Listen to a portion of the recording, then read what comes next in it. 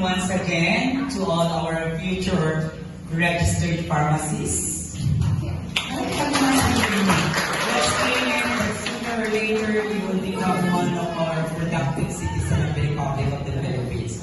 Once again, good afternoon to Dr. Roma Maria Pirita and to the faculty embodying the College of Pharmacy, most especially to our guest speakers, Sir Brian Paul, mga sir, for gracing our event today, since we are celebrating, of course, the Generics Awareness Month. Yesterday, we celebrated the World Pharmacist Day. So, it's been 2 days that we're gathered here for one reason, that is, of course, to educate ourselves, to have a thorough knowledge, intensify and empower ourselves to be one of those who will be, dedicated pharmacists someday. Napansin ko lang kanina, active kayo lahat. As part of the closing ceremony, gusto ko lang banggitin na dapat limitless po ang trabaho ni pharmacist. Gaya ng sabi ng guest speaker natin, kanina nakikita ko, di ba, lagi pag sa first aid, meron tayong tinatawag na ABC. Yun yung SOP ng first aid, the airway, the breathing, the circulation. You have to assess every now and then. Hindi basta-basta magbibigay ka lang ng pangunang lunas nang hindi mo alam yung procedures. Even in the hospital setting, kailangan alam mo pa rin kung ano yung SOP. Same thing kapag nasa farmasya ka, nasa butika ka, o nasa set-up ka ng pag-check up. Yung kanina, yung pasyente, medyo, di ba, high blood. Pag ang pasyente, pumasok yan sa clinic, ang unang mapapansin nyo, someday you will become a clinical pharmacist, di ba? Mapapansin nyo, pag dumating yan, bago nyo kunin ang baseline data, ito yung mga baseline data natin, blood pressure, body temperature, weight, height, and everything, you have to ask, naglakad ba siya? Napagod ba siya? You let them rest. Lalo na kung sinasabi niyang concern ay hypertension. Kasi it may affect yung pagbuha mo ng blood pressure depending sa activity niya prior na siya. And then the doctor will always ask the past medical history of the patient. Ang doktor, tatanungin niya, manang, dapat i-history, high blood, di pamilya yung ba, the high blood, kasi hereditary will be considered. Tapos damagan niya, natigilan na pinapalabas. You need to assess that.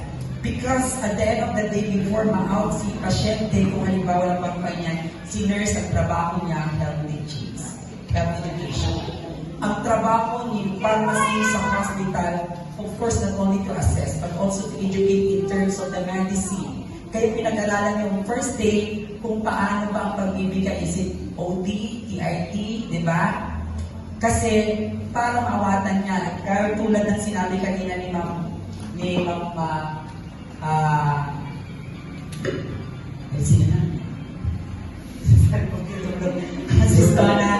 yung layman's term ang gamitin natin. Huwag tayo nag-i-English, baka hindi niya maintindihan.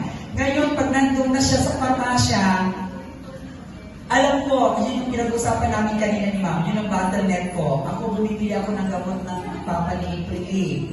Sa Mercury, sa Watson, hindi nila yung offer ang generics. Oo. Not unless you will ask kung meron. And there are also assistants sa farmasya na malalaki. Kahit yung bumibili, tatanungin niya, meron po ba kayong generics? Kung wala, i-insist nila talaga yung branded. Oo. Tinatanong kay Ma'am kung yun ba ay SOP talaga ng mga malalaking oo. Pero sometimes sila nga ay may mga puso din sasabihin na, baka sa kabilang po meron, pero they will not tell you kung saan, kung ang drug o ano. Totoo yun. Kasi I experience bakit kaya natibumatang isang akulo, kaso limited di kwanta na, awan ini generic branded lang nila ko dapat they never say na adat GP pump or what. So sabi ko lang, kapag-ibangin baka adat nila ko na nakasda. So, kayo, pagdating ng araw magtatrabaho, magkaiba po ang setting ng community, sa mga nasa city. Kapag sa community talaga, always you have to roll out yung ating genetics. Tama yung sabi kanina ni Sir Paul, it has same potency, efficacy, and efficiency. It has the same drug reaction. Diba? Para-pareho lang yan. Sabi ko nga sa iyo, the same banana. Lakatan man tay tatundal man tay tatubog man tay kakadaw, mukul na lang tagay the same banana yan. It is still rich in potassium. Tama po ba? Okay. Kayo, sooner or later, magiging katulad din po kayo ng ating guest speaker, katulad ng inyong mga teachers, ng inyong team. Iisa lang ang ating layunin. Diba? To help, to support, and of course to educate. Be an advocate. Yung pharmacy, yan yung trend ngayon na magandang preparatory course sa Doctor of Medicine. Ano po ba ang unang trabaho ng doktor pag graduate, pag tumasa? Di mag-check up at reseta. Tama. Mas maganda may magiging doktor talagang knowledgeable pagdating sa mga gamot. Tama. At kayo, pag nandun na kayo sa area na yan, kahit hindi lang tinatanong, sinasabi niya yung mga ill effects or side effects ng mga drugs, alam niyo dapat yung sinasabi ninyo, alam niyo yung mga nagbawal, kainin, pagdiligid yung drugs, yung mga activity nila dapat nasasabi niyo. Kasi hindi lahat ng bumibili ng gamot ay alam. Diba? Tayo mga bumibili ng whitening soap, di natin tinitignan yung drug literature, yung mga papel na nasa loob kung ano yung mga contraindications and directions, di ba? Basta alam natin, manood lang natin. Be careful, be sensitive, be aware of that. Dapat kung ano yung learnings natin ngayon dito, sooner i-apply natin. Alam ko, kahit second year pa lang kayo, first year, di pa kayo graduate sa discussions kanina ni Sir Paul at kahapon sa mga speakers natin who are registered pharmacists, madami na kayo natutunan. Right? Na yan ay dapat yung matutunan ng one setting sa classroom. Pero natutunan nyo na because they're expert enough.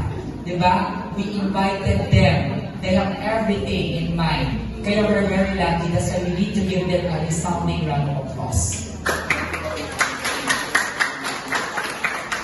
Today, as we're about to unfold another history in the College of Pharmacy, I congratulate all of you for actively participating and cooperating in the different parts of the program.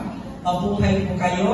Baunin niyo po ang lahat ng natutunan natin mula sa welcome remarks ni Dr. Norma Maria Pirutap na nagbigay pahapyaw sa kahulugan ng Pharmacist Day at hanggang dito po sa ating Generics Awareness Month at sa inyong mga guro. Palagi po tatandaan na ang ating pinaglalaban sa schools at colleges ay ang paaralan. Nag-produce ng graduates whose training and expertise can be at par with local and global standards. Let's compete globally, let's soar high, and become the best version of ourselves. Once again, congratulations.